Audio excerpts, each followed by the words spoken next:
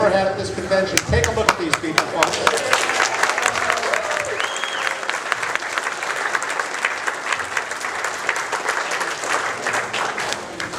My name is Mark Evanier. This is my second of 14 panels at this convention this year. And this is the one we always look forward to because the whole convention is about people like this and the work that they left us over the years, and that they continue to do in many cases. Let me introduce you to the panel here. On the far end, one of the, I'm going to say this over and over again, one of the great artists of our business. This is Mr. Russ Heath.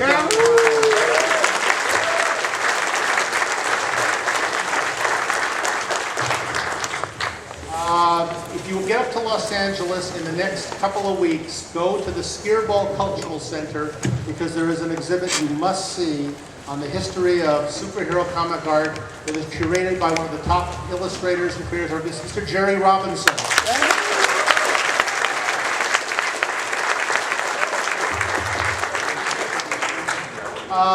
Initially, when we announced that Gene Colan was going to be at the convention, everyone went, oh boy, Gene Colan's going to be at the convention. Then he had a little problem, and we announced he wasn't going to be at the convention. I got angry morning email, people upset, and they're all that Gene wasn't going to be here. I am thrilled that we have Mr. Gene Colan.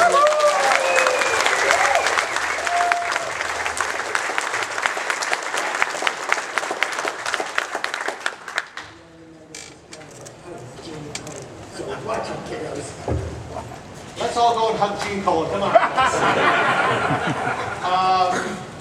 I have always loved this woman's work. She went away from comics for a while and we were all depressed. She came back to them and we were thrilled to have her back. Now she is doing some of the most wonderful, if you get a chance to go to Artist Alley and see the commission she is doing now of Aquaman and Metamorph and all the characters she did so wonderfully, please go over and say hello to Ramona Fradon, ladies and gentlemen.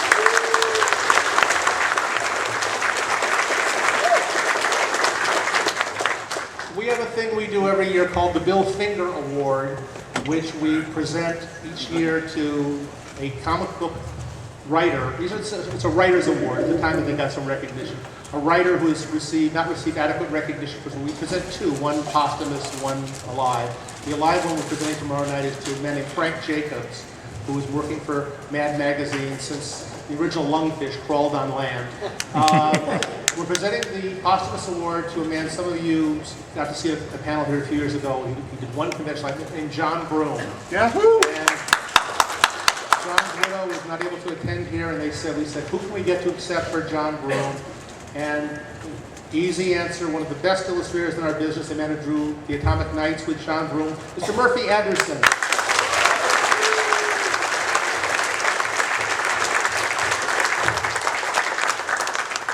Just an excuse to get Murphy back to the convention again because we love him so much. This man you know from his work on a very important graphic novel in the 70s called The First Kingdom. Before that, he was a comic book artist. I want to have him tell you a little bit about his background there. Mr. Jack Katz.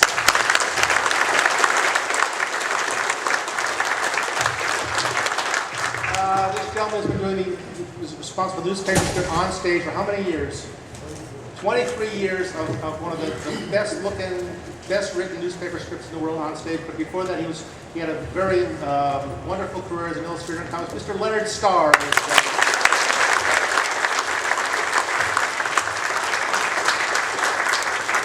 I'm going to start by asking one of the cliche questions we ask occasionally in this panel, but people seem to be very interested in it. I'd like you each to tell me, very briefly, the first job you had in comics as a real artist, not inking somebody's backgrounds or erasing pages, but the first time you were a real, honest-to-God comic book artist drawing for money. People were going to pay you. Could you each tell me the first job you did? Russ, you want to tackle that one first? Get near a microphone if you would, please. And people in the back, if you can't hear anybody, wave to me. Just cup your hand and signal me if anybody's off mic. It was in the summer vacation from high school, and my father felt I should do something busy. It was like the army. So he knew some riding a train to work, he had people. knew of somebody who knew of polio company. And he said, make an appointment to go see if you can draw up. And I went over there, and it was Captain Arrow, I think, was their big seller. And so they gave me a script, and I always thought those things were all done with pen and ink. And I found that, no, brush. And so I bought a number 3 brush and went home and, did the job. And then they gave me a second one. So that was my first stuff. It was called Hammerhead Ollie. He was a sub-captain of a midget 2-man submarine. Who went out every week and blew up half the Japanese Navy. I don't know how you work that out mathematically. So anyway, that was my first. What was the year of this, and what was your page rate? 1944, I believe it was. And I can't remember the page rate. I know I went out and bought myself a wristwatch, first grade kid, and which I wore for years. So on. So. Jerry? Next up. Jerry? My first job, I was still a student at Columbia, student journalism. And I got the job with Bob Kane. My first job was on Batman in 1969. Ink and background, lettered it, and story, and then I began to draw it in the story. And started out, I think I would have been glad to get enough to buy a wristwatch. Bob didn't pay that much. Tomorrow at 1:30 in this room, we're going to have a panel with Jerry, Sheldon Moldoff, and Lucille Schwartz, who I believe are the only 3 people alive today who drew Batman professionally before 1962, and the only 3 Bob Kane ghosts around, talking all about what it was like to work for Bob Kane. And that should be very scary. Let me mention before I get to Gene, if you haven't seen it yet, there's a new Captain America issue out, number 601, I believe it is, that Gene drew, proving that and they printed in several editions, one of which is from his pencils, which is the way his art should always look, because as fine as many of Gene's inkers have been, nobody's ever captured everything this man has put on a page. Now, but keep in mind, this is Gene Colan drawing Captain America in the year 2009. Gene, when did you first draw Captain America? Didn't you draw him in the 40s? Didn't you draw one of the last issues of them? Okay, but in the 50s you drew him? Okay. All right. This is, yeah, you can get near the microphone, Gene. Mid-50s, probably. Can you name anybody else who's drawn a character over so many years, from start to finish? This is an amazing achievement. Gene, tell us about your first job. My first opportunity was professionally with Stan, and the artwork that I Stan. Gene, you get a little closer to the microphone, please. And the artwork that I did was whatever they threw at me. Usually there were 4 or 5 page stories of crime stories. And that's how I started out. I always wanted to carry a book. Hopefully I could get one of the major characters, Captain America or whoever else would come down the pike, I would grab it. But I wasn't seasoned enough at the time to take on anything like that. It took a while, but I did. And the first book I finally got was Daredevil. John Romita had been drawing for quite a while, but then I got sidetracked onto something else, and they put me on to Daredevil, and I stayed with that for quite a while, good number of years. Okay. Ramona?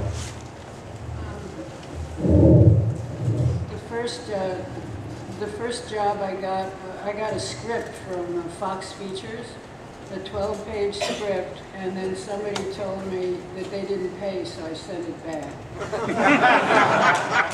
And then I went up to Timely Comics, this was 1952, and brought I think a page of Western, vignettes up there, and I got a job doing a war story. So that was my first First job. Murphy, what was your first job in comics? Take that one. Well, Fiction House gave me a staff job. I've been looking for a job for a week in New York. And on Friday afternoon, Jack Byrne called me and said, well, come in on Monday. And I was very happy to do that. That was back in early 1944. And when I came in on Monday morning, they had a desk prepared for me and a Starr Pirate script, so-called plot, not actually a script. We, do the thing. Were you drawing, penciling, inking, were you lettering it ahead of time? Or? No, I did perfectionist, everything I didn't know anything else. Get a little closer to the mic. Everybody get a little closer to the microphone when you answer questions. Jack, tell us your first job.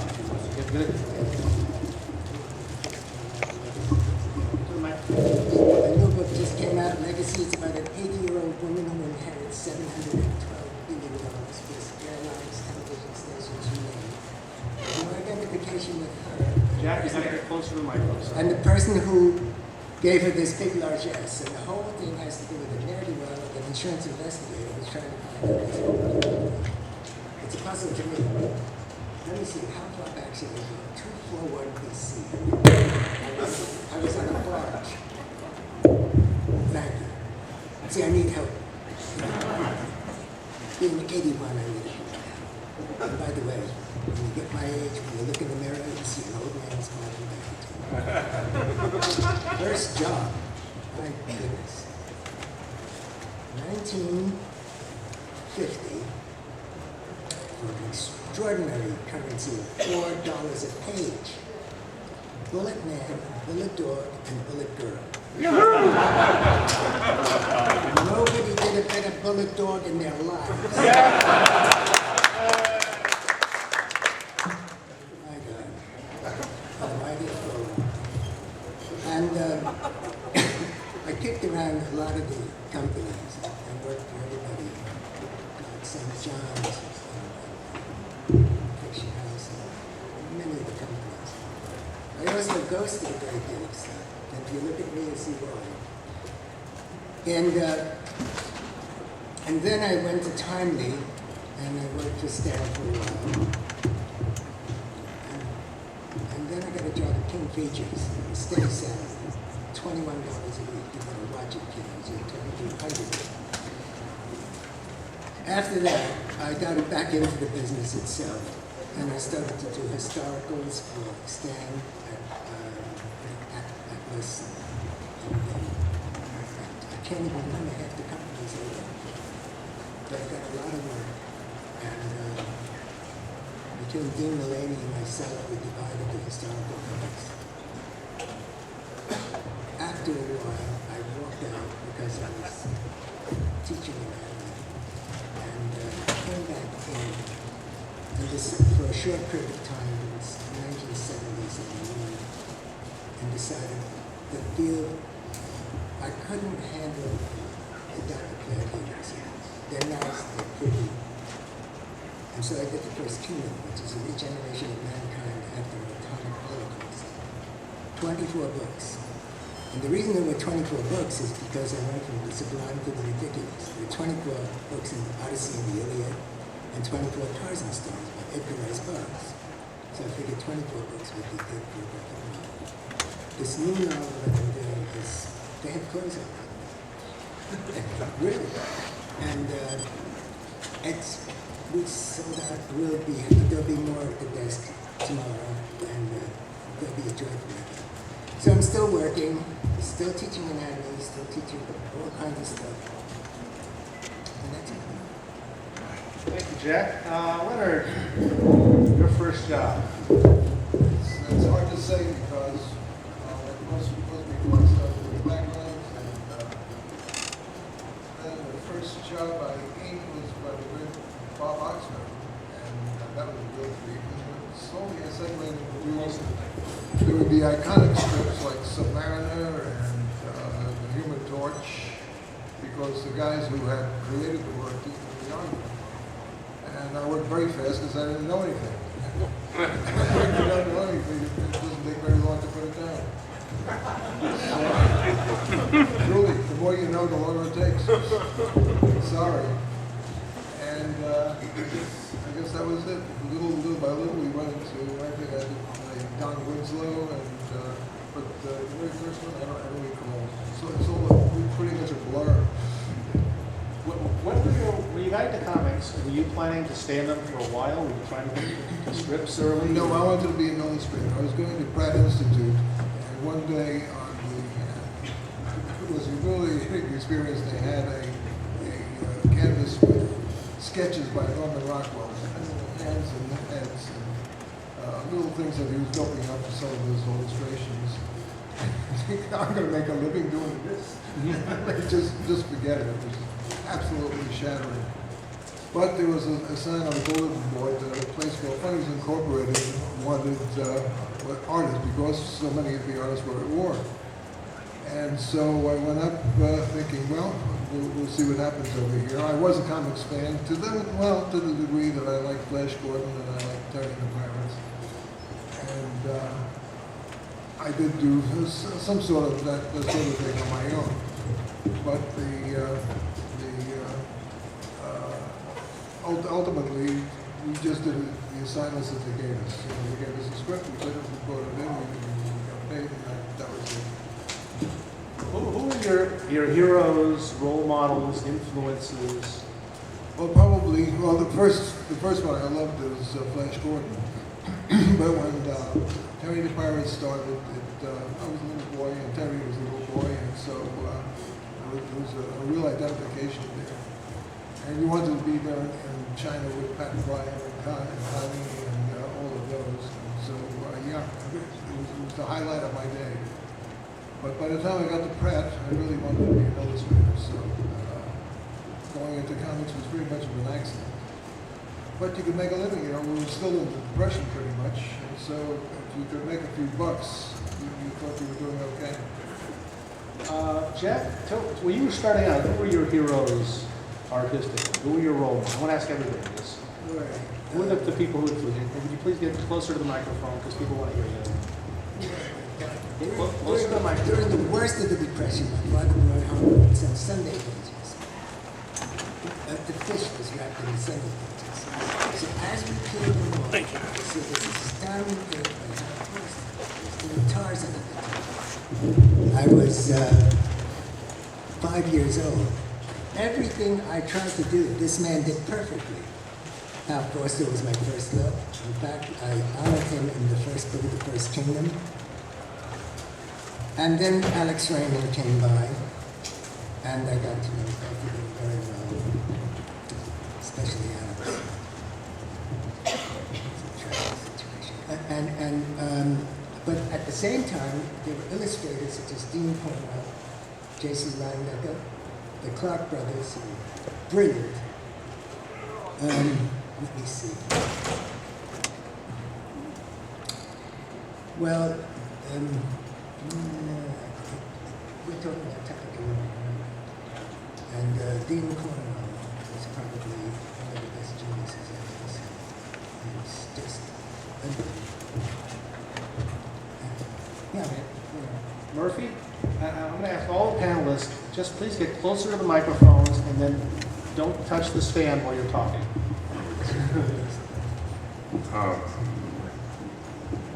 What? Role models, artists you admired. Well, in or out of comics. in comic books, Will Eisner and Lou Fine were my absolute favorites. And the newspaper strips, I would say, had to be Foster's Prince Guide and Alex Raymond, Flash Gordon. Were there any artists you worked with early on, Murphy, who you felt you learned a lot from? People you worked with? Well, I'm trying to think, when I worked for Fiction House on staff, I had Artie South and Leo Lyons and Ruben Rivera. They all walked past me and give it a little bit, and I loved them all because they really helped me. Ramona, who are your idols as an artist? Well, when I was a kid, I used to read all the newspaper strips, the old colorful, simple ones like Alley-Oop and Katz and Jammer Kids, and I just loved them. I think my brain was made up of Alley-Oop stomach muscles and Daisy May's eyebrows. I just loved those things. And then I happened to come across one of the issues of The Spirit back, I guess, in the 50s, was it? And I thought, my God, this is the way cartooning is supposed to be. It just seemed so all-encompassing and so perfectly drawn. So he really was my real hero, I think, my model. Gene, influences, artists who inspired you. Will Eisner did The Spirit. He worked for the Philadelphia Record, and I couldn't wait to get that newspaper the following week. Just fabulous artist with the atmosphere.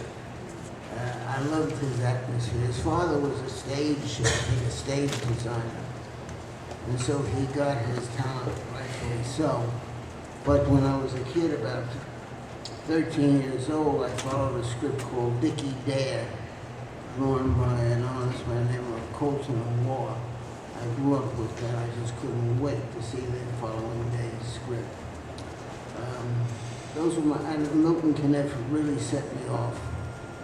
I just loved his placement of blacks and there's a certain realism to the work that I hadn't seen before. Very authentic artist too. Whatever he did, had a stamp of authenticity to it. Jerry, who's influenced you? What artists inspired you? Well, I think my earliest inspiration were two great illustrators. Fortunately, I was given two books that I still have today when I was about 10 years old as birthday presents. One were the complete works of Edgar Allan Poe, illustrated by Harry Clark, a very superb British illustrator. Of course, I didn't know who he was at the time. I just admired the drawing. They were beautiful. They influenced, I think, my visual influence when I was first created the Joker. I thought of very elongated figures. And the other was a book, complete works of Robin Hood, illustrated by N.C. Wyeth, a great illustrator at the time, who was the patriarch of the Wyeth family, all great painters, son and grandson. When I got into the comics, I think, well, I am fortunate to be in a brilliant bullpen at one time in my formative years when I first started doing Batman covers and complete Batman stories. Because on one side of me was Joe Shuster, who was still drawing Batman at the time. The other side was Jack Kirby, and next to him was Fred Ray and Mort Meskin, who became my partner on several strips. And they were my greatest influence. In fact, I learned a lot from Jack and Fred Ray and Mort. Mort Meskin, I think, was the only trained artist who went to Pratt Institute. So we looked up to Mort as the academic of the group. And I collaborated on several covers at one time where I worked directly with Jack Kirby. We did some covers together. I drew the Batman figures and he drew his other characters. And also Fred Ray collaborated. We did the Superman figures when we did the collaborative covers. So I think they were my greatest influence. I was remiss in not mentioning earlier the Bill Finger Award was Jerry's idea in honor of his old comrade. And Jerry and I will be presenting the award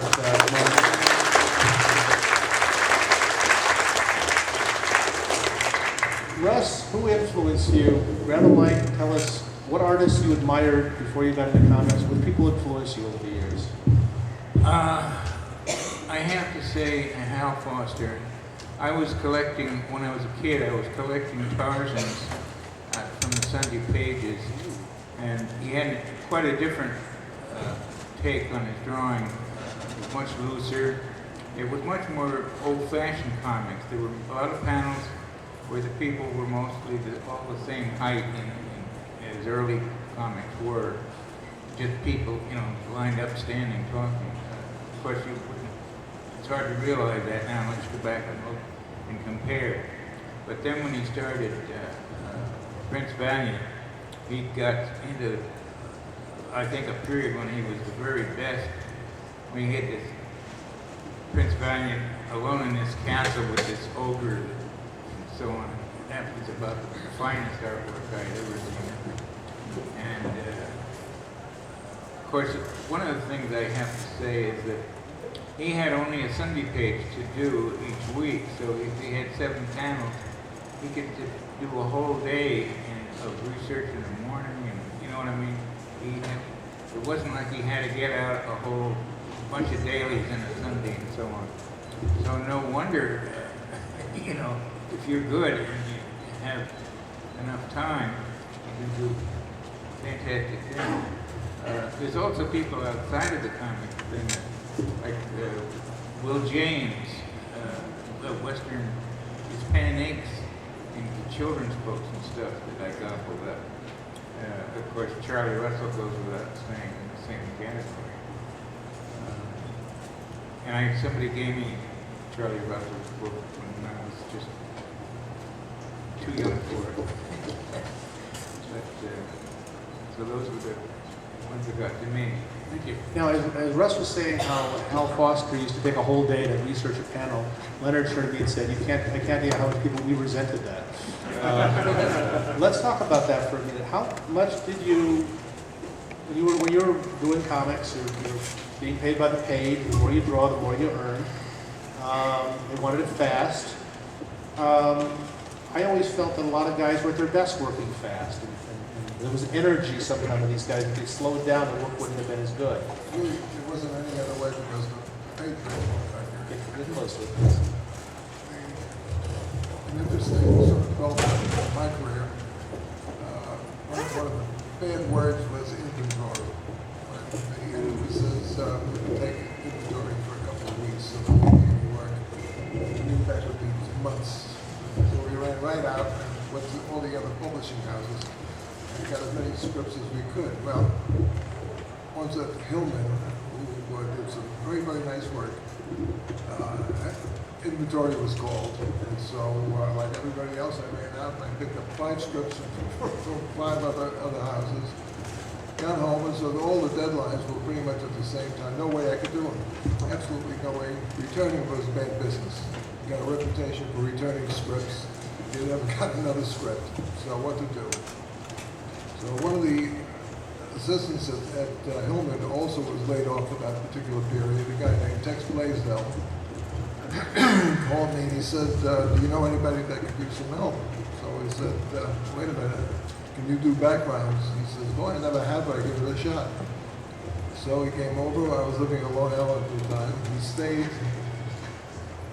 slept with us, ate with us for something like 7 days. We got all scripts done, and I thought, hey, this isn't bad. And I really did another background of my entire life for another 60 years. So, yeah, we worked fast because the money wasn't that good. But I think there's one thing I just wanted to say. I think if you can get your finger between your mouth and the speaker, you're too far away. Could you hear me? Yeah, sure. Okay, good. Let me ask everybody there, did you feel that you were forced to work too fast? Would you have rather been paid twice as much and spent twice as long on a page?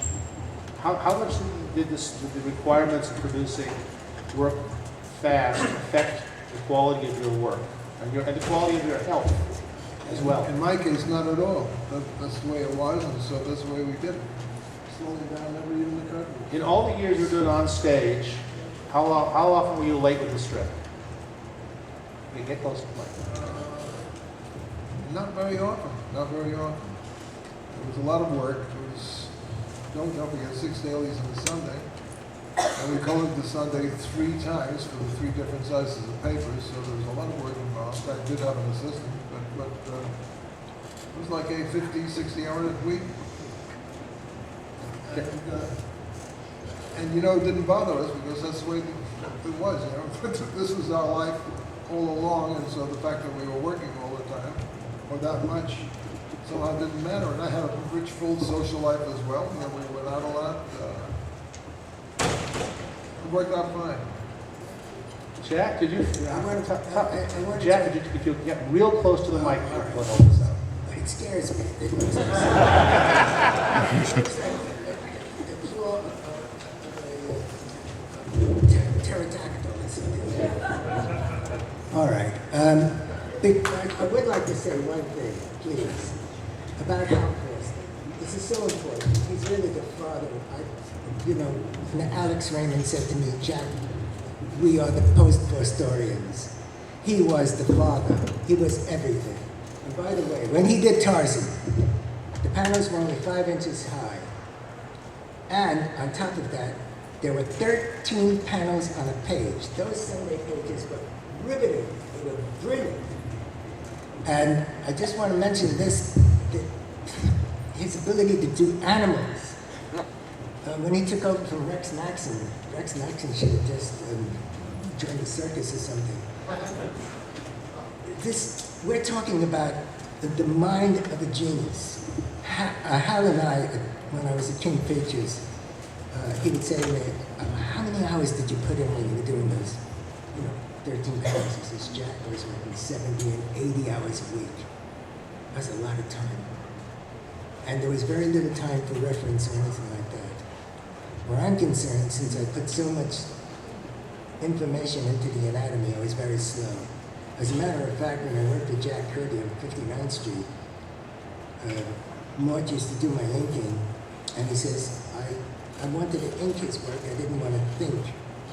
It's very difficult stuff, but I'm not slow. I pencil a page now, let's say, in 6 hours, and it takes me 2 or 3 days to ink. And I did start out with brush, but now I use ballpoint, but you can't tell the difference. You have to know how to handle the pens. I was never really fast. Never. I treasured the characters that I did, especially later when I did the first Kingdom and now with this new book. It's the ability to breathe life into black and white drawings. Is a majesty you can't explain unless you do it. And the editors, for the most part, but I'll tell you one thing about Steve. This, you will not believe this, and I don't know if he's still alive. Marvin Stein. I was ready to leave Jack's place at about 8:30, 9 o'clock at night, and there's Mort Meskin, he's cleaning up. In comes Marvin, and he says, what time is it? I said, it's about 9 o'clock. He says, it's so dark. I said, oh yeah, well, it's dark. He didn't know whether it was day or night. He says, did he leave me anything? I said, yeah, Jack left you 3 full stories and 3 covers. He said, oh, that's all right. The first time I'd ever seen this in my life, and I don't know anybody that could do this. All right, Claude. Here's what happened. No penciling. No panel lines. He's working on those stories, and I'm dying. I'm melting. And Mort Meskin trips over my mind. I'm ready to die. Mort was unusual. Mort was unusual, He's working on them. One of the covers he had is this criminal is shooting down at police cars and policemen, okay, on fire escapes. Every single part of that in perfect perspective. I'm going crazy. He had it done by that's 3 stories and 3 covers. He had it done just before Jack came in the morning, and he took it. Jack asked me, he says, did Marvin come in? I said, yeah, he just finished the stories. He says, it's good, he's getting slow.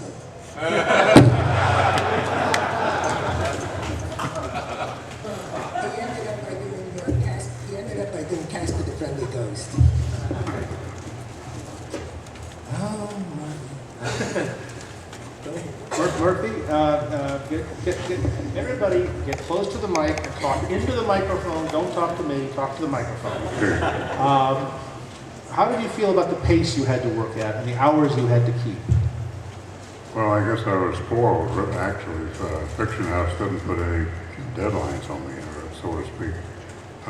The work, it just took what it took.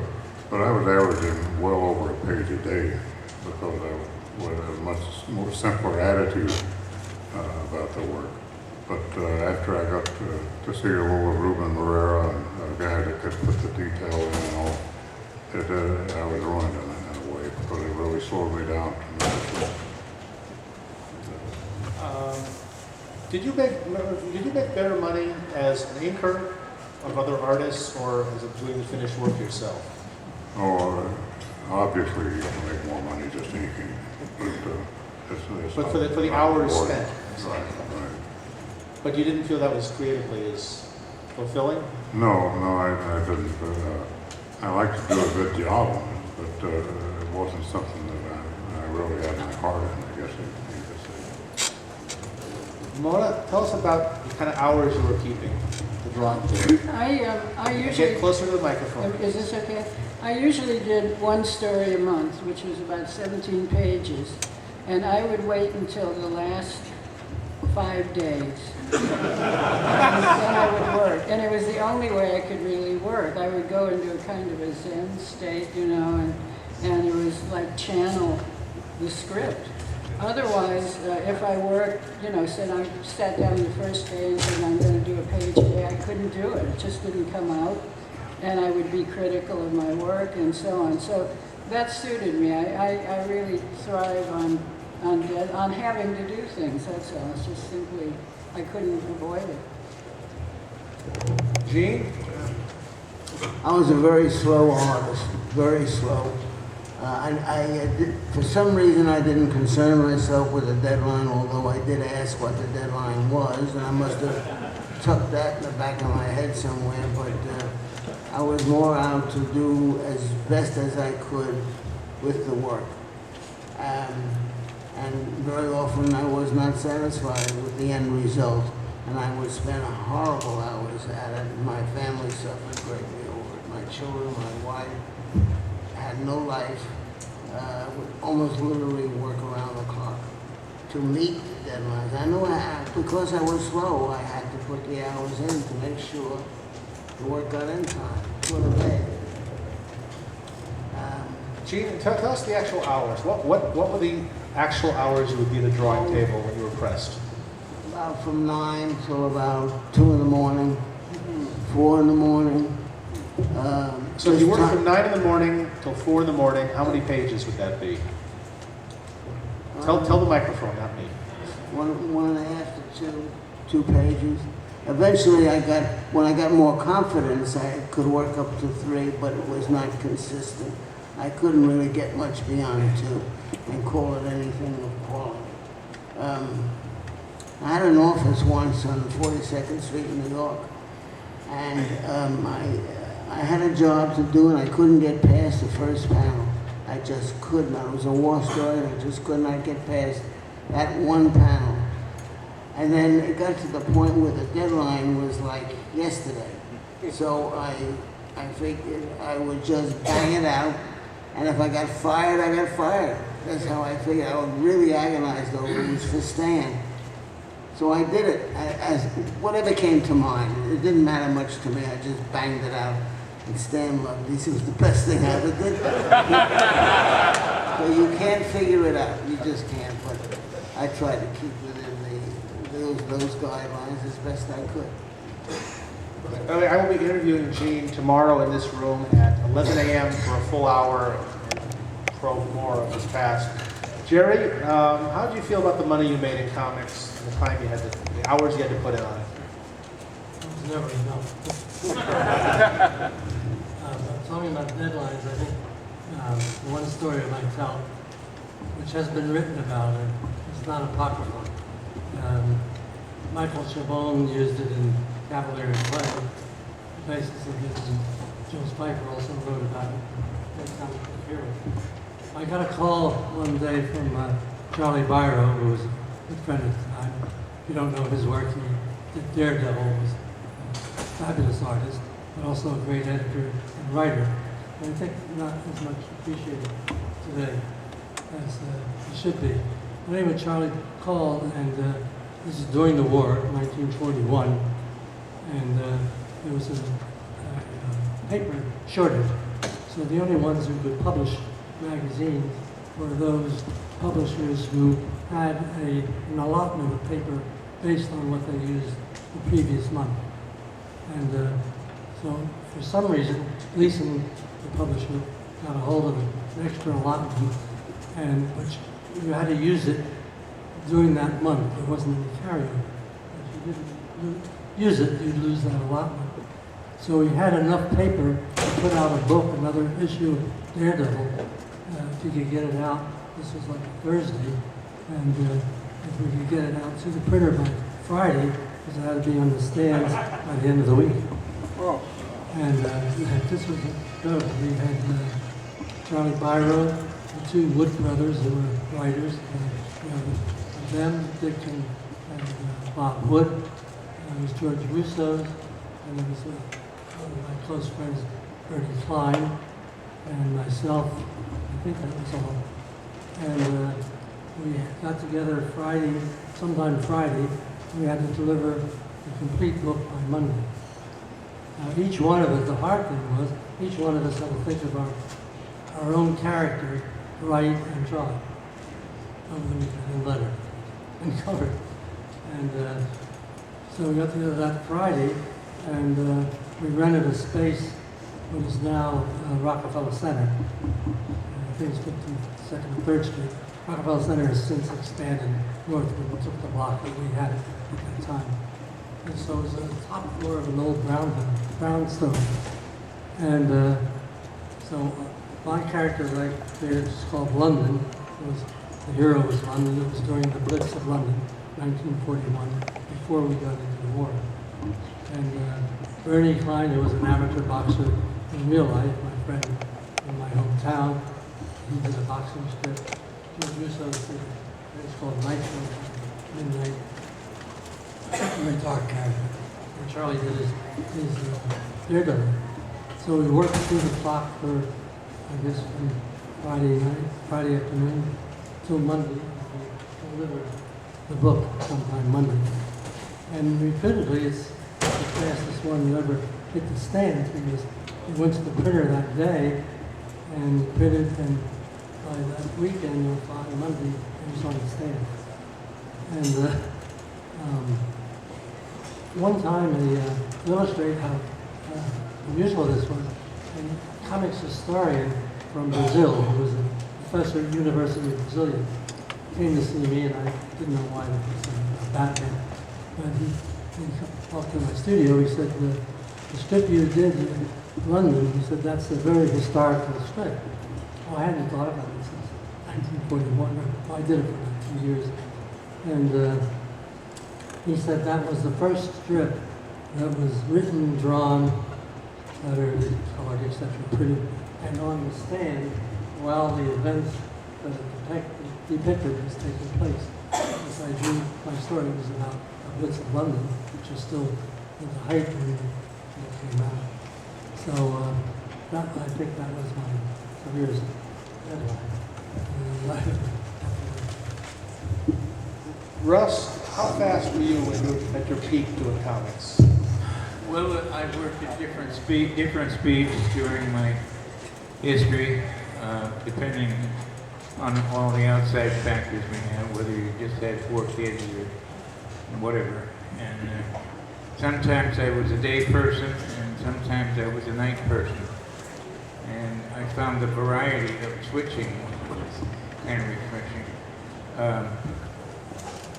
One time somebody said, we're a disaster, we got to get this out. And he said, if you send it tomorrow, it takes a day to get here. We send it to our lettering man, it takes him a day to get it, it takes him a day to do it, and a day to mail it back. And, you know, that's just disaster. So I said, well, if you promise not to tell anybody, but you give me 1 extra day, and I'll I'll send you a completed letter to you. But don't tell people I'm a lettering person. Because that's not what I like to do. So, you know, they were terrifically happy to get it. But another thing about that is that I'm going along and I'm trying to get some of those kind of loose, big, heavy brush things into stuff. And then the business fell to pieces, and Stanley called me one day and he says, "You won't want to take this." He says, "I can't pay you more than $18 a page." And I said, "Well, I got nothing else to do, you know, so I'll try it." And I thought, I got to scrub this out to make any money at it, you know. I got to push myself crazy. So I slashed it out. And when I finished it, I thought it looked better than my regular stuff. I thought, I got to loosen up here. So it has varied. I've worked it, and I might have done 4 pages in one day, pencil and ink, but that was very short-lived, I'm sure. And during different periods of my life, like during the 60s when I was in Chicago, the world was changing. In the 60s, before that, no man had hair that touched his ears, and, you know, just for one thing. And the communes were starting, they were killing presidents and killing people right now, breaking all the window fronts in the stores and stuff. And I was out there in the middle of all of this. And Joe Kubert, who was my editor by mail, was sitting home at his desk doing what you're supposed to do every day. I think he'd done that all his life.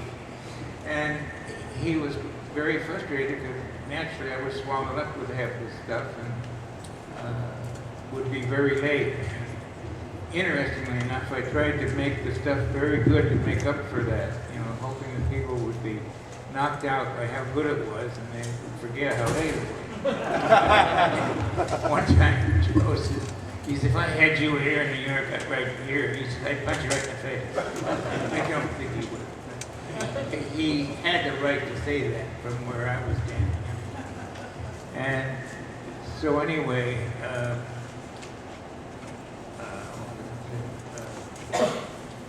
he, in later, when I moved back to the Carmine Infant, you know, wanted me back in New York when I left Playboy magazine, and I said, "Well, I can't afford to move there." He says, "I'll advance you the money and you can work it off, you know."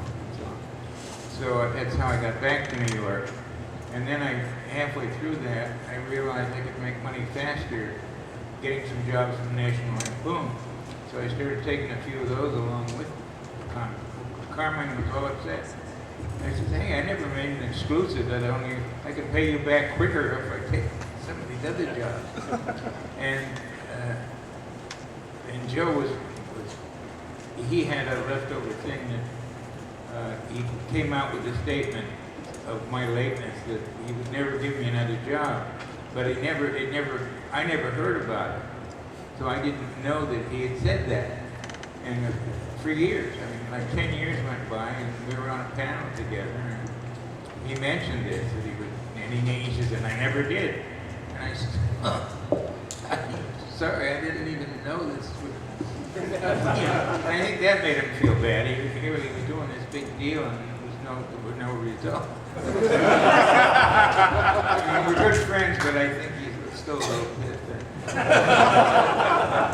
Thank you, Russ. What questions would you like to ask these people? Mark, Yes? I just wanted to say, in terms of being fast, the first time I came out to San Diego to the convention, I was working on Brenda Starr, and I had just mailed off a package with a week of dailies in it.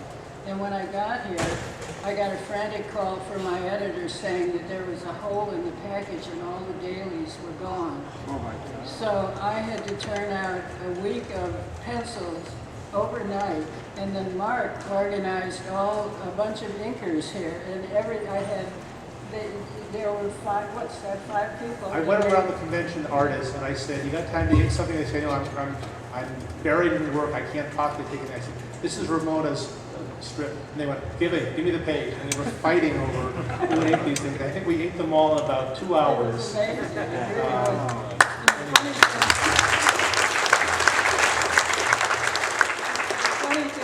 never noticed the difference. Leonard, did you ever have to do a week over? Did you ever lose a week on stage? Get close to the mic, please. Yeah, we had to send it in by messenger, and once the messenger had a heart attack and got it in late, it was still there. But once, when I was living in Connecticut, everybody turned about 3 o'clock in the morning at the house of a guy named Godfrey. He had a service called Godfrey's Stagecoach.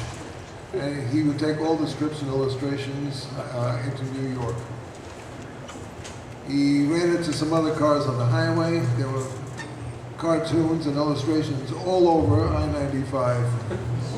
Somehow they got collected and they all made it to the syndicate and to the publishers. I'll never know how. You just imagine. I'd like to add something to speed. I'm sorry? No, I just wanted to add a little story about speed. You can add a story if you say it directly into the microphone. This is about John Buscema.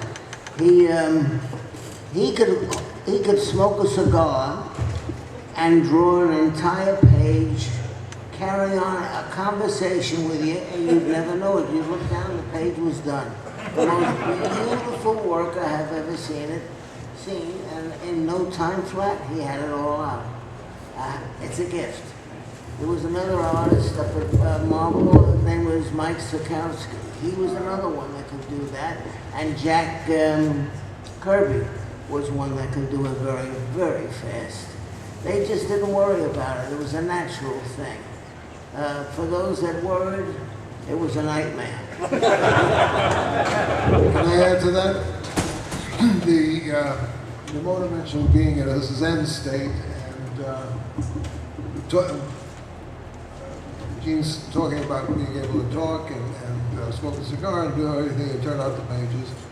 And I do think, looking back, that it must have been a kind of self-hypnosis. Something took over where you just kept your hand moving, but people would come into the studio and there would be a lot of blather and jokes were being told and laughs and everything, and the pen just kept moving no matter what. And I think that part of the head just said, it's got to get in. And so somehow it got done.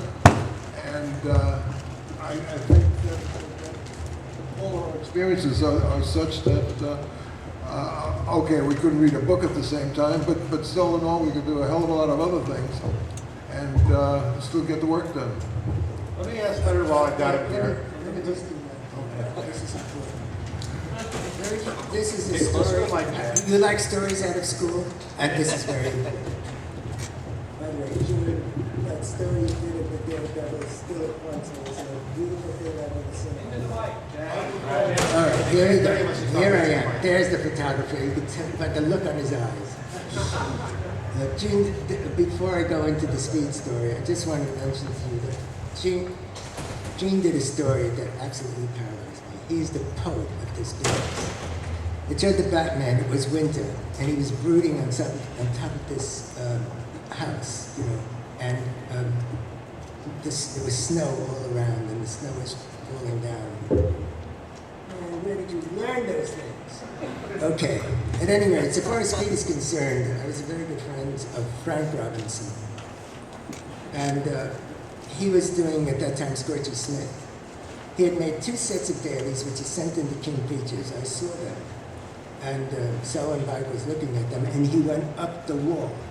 It was about Johnny Hazard falling in love with a married woman.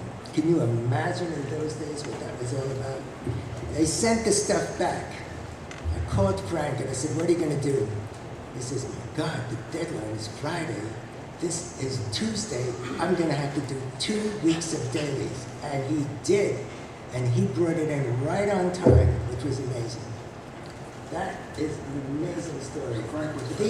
These are there's a continuity to professionalism which I can't explain to you. You could see it in the dance, you could see it in any of the arts. And we talk about this mesmerization and things like that. This is the way we visualize the stuff, and then we just do it. It's almost mechanical sometimes. I don't think Frank had it. I think he was just fast. Well, I think he was a terrific painter. he was a terrific He was very, very well educated in art. He had total knowledge, and he just did it very fast, and it looked great. This is, By the way, the same thing happened to Milton Kenneth. I don't know if you remember this, but he had, I forgot who it was, one of the, Pat Ryan, whatever her name was. Yeah, but that was only 1 week that had to be returned. The fact is that 2 weeks for Frank Robinson, there I am this evening. Okay, which side is better? I mean, you've got to get my right side. Where's my pen? Max Factor, are you still alive? Okay, here we go. But Frank Robbins was very fast, and he got a lot of work done, and he had a secret weapon. I want to ask Leonard about, because he had the same secret weapon, Ben Oda. oh yeah. Tell us about Ben Ben Oda. Oda. Ben Oda had keys to every studio in New York. And he came in, it's like you had to leave a pitcher of cream at the door for him. You know, when he came in, we hardly ever saw him. And friends of ours, actors from our studio in New York was in Greenwich Village, and it was in effect a small apartment. It had skylights in every room, so that made it studios. But there was a bath, there was a kitchenette, and everything. And so when they came in, instead of going to an expensive hotel, they would stay in the studio. It would be terrific. We'd all have a lot of fun. And once my friend Rhodes Reason came in, and he was staying. I hadn't told Ben that we'd have a guest, so he came in the middle of the night.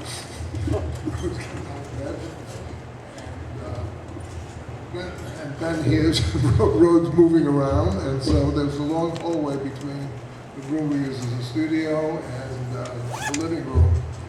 So Rhodes is standing like this on one end, and Ben is crawling along the road the other way. In the middle, they both scream. It was a wonderful time. We had just great fun with Rose. As a matter of fact, one of the funniest things was when he called once and he said, "Are you coming into town?" And he says, "Yeah." He says, "I'm going to do Daddy Warbucks on Broadway." I said, "Rose, you want to hear something funny? I just took on Annie." And so we were together for the entire run, pretty much. It was a lot of fun those days. Ben Oda was at one time the letterer for 10 different newspaper strips. At the same time, he was lettering Dondi for Owen Hazen. Oh, probably more than that. Probably more than that. And he would come in the middle of the night, letter the strips, and leave. Yeah, And that's why those strips got, one of the reasons those strips got done. And it was great. Just terrific lettering. There was a system, and I forget what it was called now, but it was an automatic lettering system. Leroy lettering. Leroy lettering. And some guys would do it. And it had absolutely no life, and it took the life out of the drawings. A hand lettered strip looked so much better that I think lasted maybe a year, if that, and everybody just dumped it. So yeah, Ben was precious. Everybody loved him. Questions from the floor, sir? This is for everyone. Looking back over your careers, is there one project or one job that you can point to as your favorite or that you're really proud of? Everybody name one job, you don't, not to throw out others, one job that you're really proud of that you've worked on. Russ, somebody had to ask you what one job you want to hold up as an example of something you love doing. Well, that was it. That's the wine story job I did for Warren. I forget the name. Blazing Combat. Give and Take or something like that? So yes, By Archie Goodwin. He was the most fabulous writer as far as being able to visualize the picture to go with it. I remember once he gave me a script to do, and he sent along a little sheet of thumbnails, just stick figures, just his idea of what the panel would be composed. I didn't want to look at it because I didn't want to be, prejudiced from my mind. So I did my own sheet, and I thought what I'll do is, where I think the story is better, from my picture, I'll use mine, and where it's better with his picture, I'll use his picture. out of 40 pictures, there was only one that was different. Talk about visualization. Kind of freaked me out. Jerry, what one job or strip would you point to probably with most pride? Oh, gee, that'd be hard to say, but I guess the script the book that we did over that weekend, because I created that character, London, which turned out to be somewhat historical, which I did for, I said historical, not hysterical. Because it was one of the first I was able to write, draw, letter, everything Colan under my own name. So I think that's one of my favorites. Gene, what one job would you point to? I think it was with a character, Captain America. I had just seen a film called Bullet, and I was very taken by that film. They spent a long time on the screen photographing the hazards of driving very fast. And in the scene, what really grabbed me was one of the crooks that were making a getaway fastened his seatbelt. And then he did that. I knew I was in for something I never experienced before. And that scene had to last at least 5 minutes on the screen. Well, I was taken by it, and I had an opportunity with a Captain America book, I believe the character was, to do the same thing. And so I ate up about 4 or 5 pages of a car chase scene. Stan had a fit and a half. He said, you could have done that with one panel. He said, what happened to the end of the story? And I said, I don't know.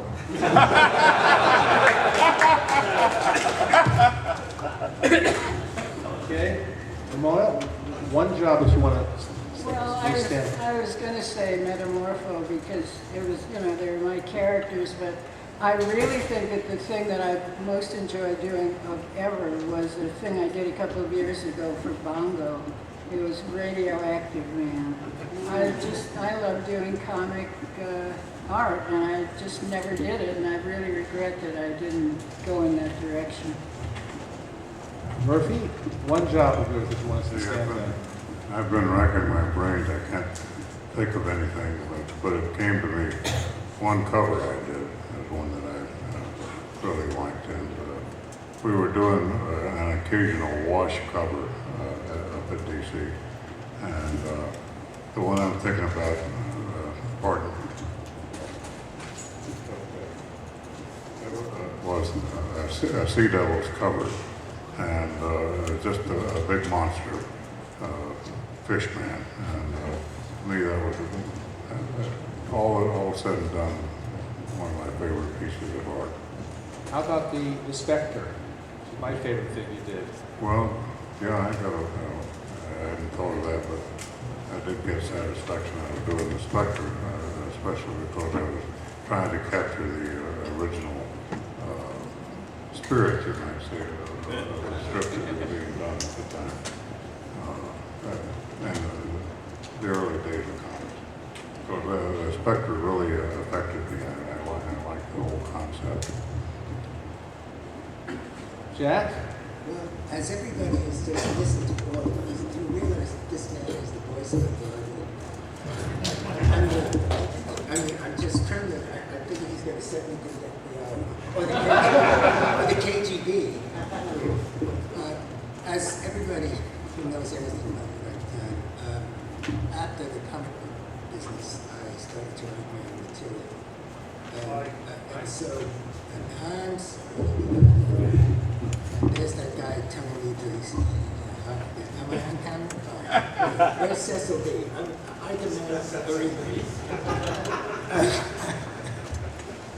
I'm an ancient mariner. What do you want? I'm the only guy. I look in the mirror and see an old man smiling back at me.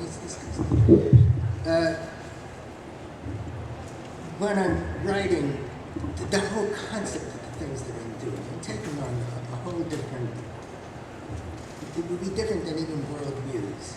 And because of that, I try to weave the writing in with the art. It's a very difficult tapestry. And so that I I can't think of one thing that I'm proud of, very well executed, or something like that. It's difficult. I did a lot of things, you know, and why did you ask me this very difficult question? Because a person in the audience wanted to know. The person in the audience, that's the sneakiest thing I've ever heard. Jack, let me say this. Jack, I've known Jack for years. He has a level of dedication he's talking about to his work, which is really astounding. He drew a couple of, we were going to dinner one night, and we had about 15 minutes of nothing to do, and he sat down at my drawing table and started working on the First Kingdom, and we couldn't get him to dinner. It was just so intense. His wife was saying, "Come on, we gotta go eat, we gotta go eat." I said, "No, I want to finish this figure." And we were just starving to death because this man could not leave the drawing table. He got a certain figure exactly the way he wanted it to. And He was revived. anyway, Leonard, what is there one thing you'd point to? Well, one sequence on stage, or what do you want? No. Doing all of it, the comic strips, the comic books, advertising, on stage, Annie. They all have requirements, and you hope you fulfill them successfully. The whole thing was to entertain the reader for 90 seconds a day and to bring it back the next day. And so that was the task. But the most successful thing I did was I developed an animated show called Thundercats. And That's right. Well, and it went very, very well. And I was very pleased with that. It started from absolutely nothing, had to be done very fast because they had a window, and getting a window was very, very hard to get.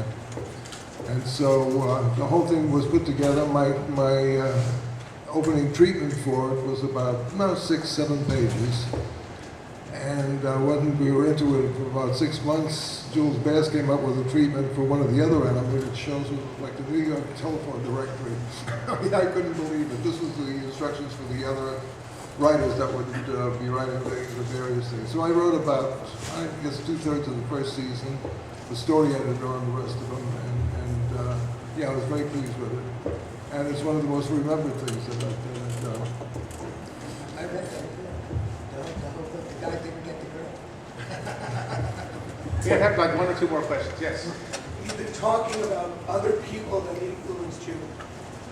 You named some piece of work that hasn't been collected that you wish would be collected so that those of us that weren't alive at the time could enjoy that.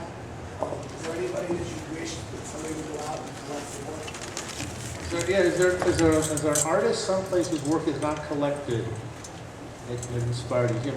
How far his work at least is being reprinted? Like Jack Kirby was a big fan of an artist named Will Gould, who I don't think is remembered. How many people here know Will Gould? 8 people. Anyway. Is there anybody, some lost treasure? You can think of anybody.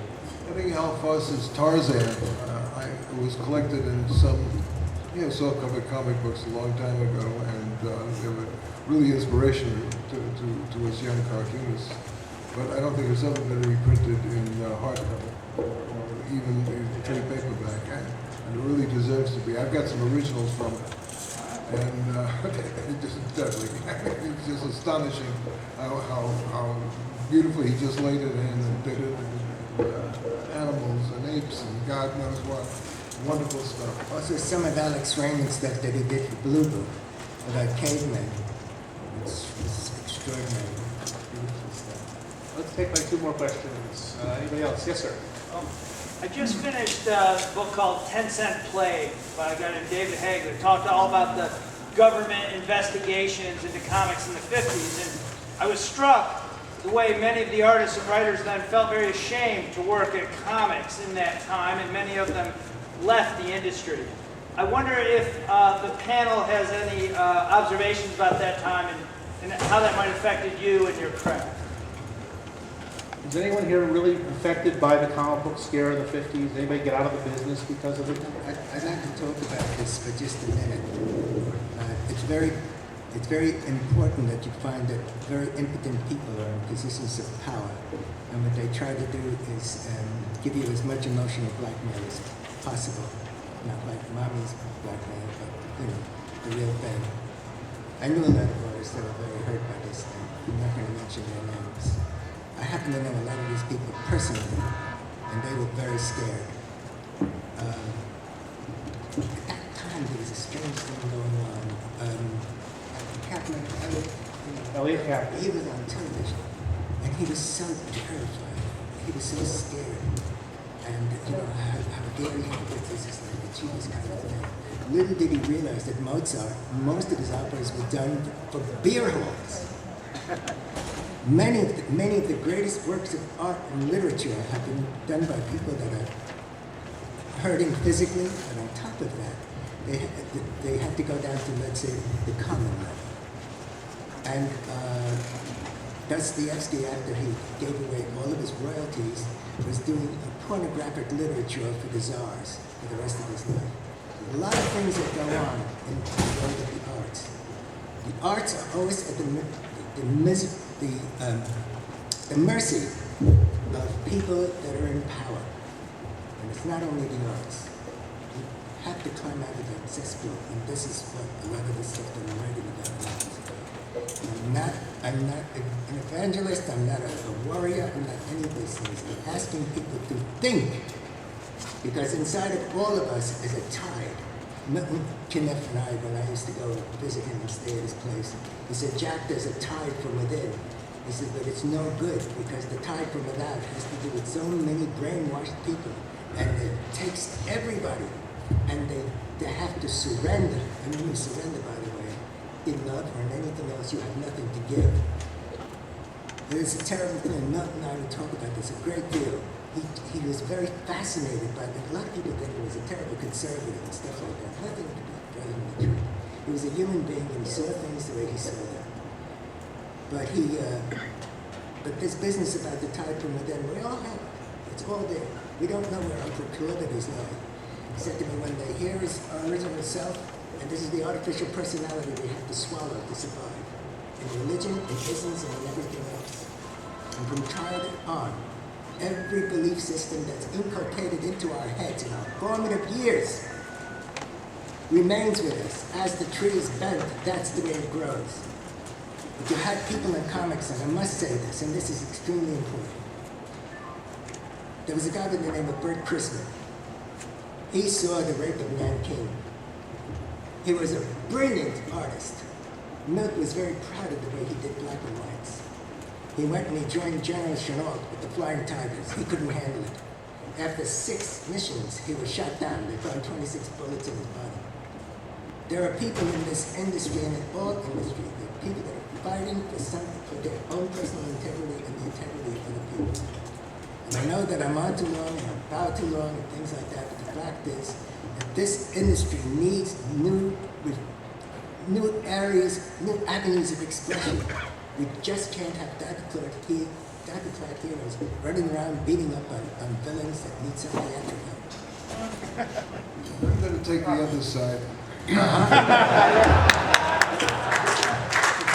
There's no doubt that we were working for an audience that was born in wedlock, and we were very cognizant of anybody that broke the rules, broke it knowing that they were going to have trouble, and how far was it going to go. I think Wortham's thing, and it was slimy, was actually against the horror comic books and the decapitations and things. Gaines comic books, I think, were pretty much the main source of this attack. But the restrictions that were really stupid were the ones where you couldn't say "Good Lord" or "My God" because it was taking the name of the Lord in vain. Flash Gordon couldn't draw, Alex Raymond couldn't draw Hawkman anymore, or Pantherman, or all the other terrifically inventive things he did, because man was created in the image of God, and he didn't make any Hawkman or Pantherman and anything, and that was ridiculous. Look at what's happening now. Just a minute. Perchance upon a query, how many children identify with the person that's cutting somebody's head off? Yeah, well. You see?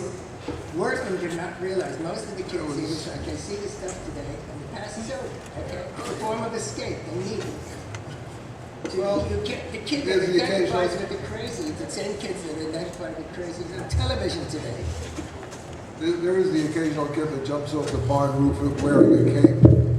And there was a kid in the Bronx who thought he was the Batman who was doing very vicious stuff, actually hurting and I think killing people.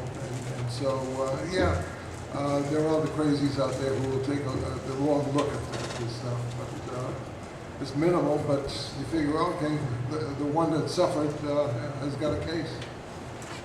Anyway, I have to cut it off here. Would you join me in thanking this fine panel?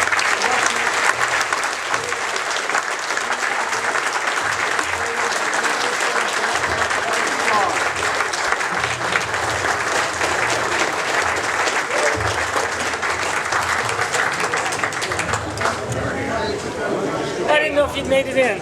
I got here just when it started, as a matter of fact.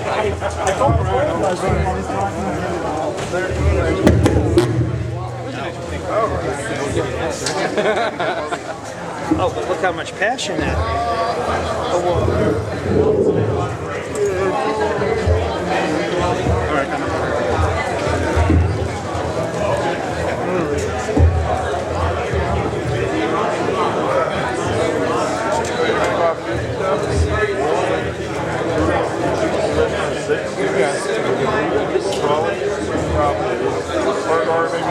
Either one is going to be a few blocks long.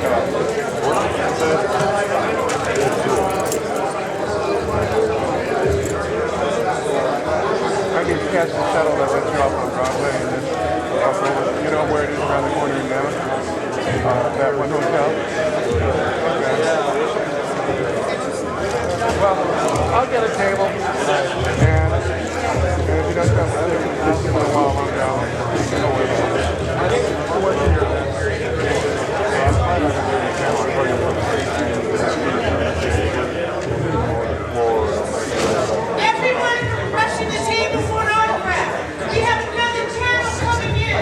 If you're in the row, I'm going to ask you one thing. And we can figure, you can meet them at the tables and the booths, but you're holding many things.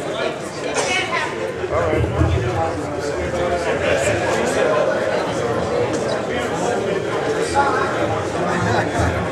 What time is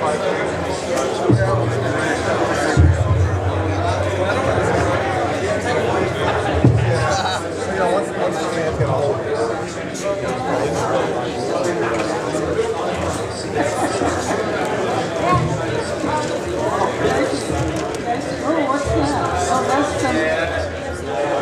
Oh, look at that. Superman.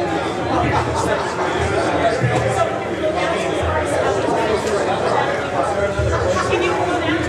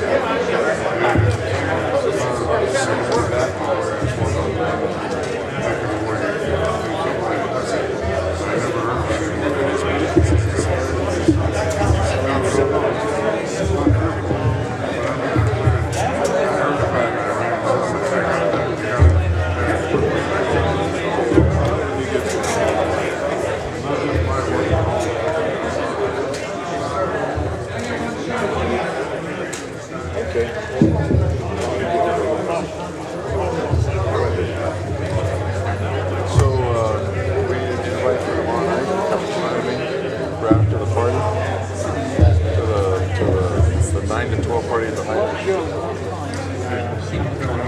I responded to the email, so. Oh, it's stereotype. Yeah, because I was having trouble with emails, and I sent back yesterday or something. Yeah, we'll be there or something like that. We're going to dinner with some former employees that live here in town. And that's going to go to, you know, I don't know if it's going to go special. I'm falling over. I had a full day judging yesterday. We had 17 stories. 4 minutes. 4 minutes. And then today, I started with CBLDF meeting.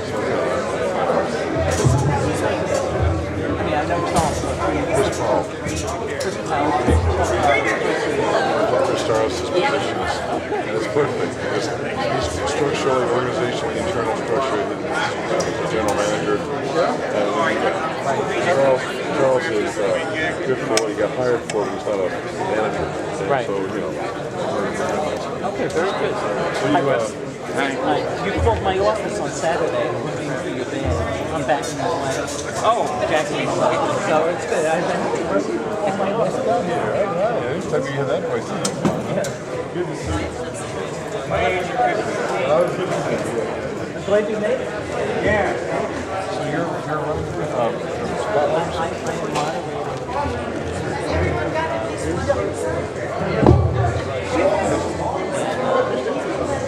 I thought I'd seen out there.